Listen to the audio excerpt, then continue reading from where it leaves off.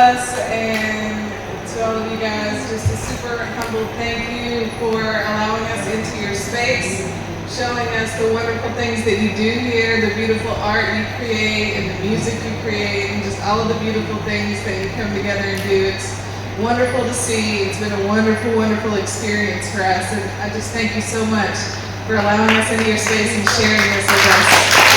First of all, I really want to thank Santosh for allowing us, all of our colleagues from the United States to come here and experience, spend time with you, to get to know you, the kind of things that we do, and the kind of things that Santosh and his team is doing to take care of yourself.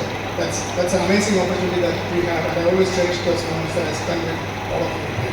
And I've been here several times. This is, I think it's the third time I am here, and I'm incredibly thankful to Santosh for allowing all of us to be here at this time.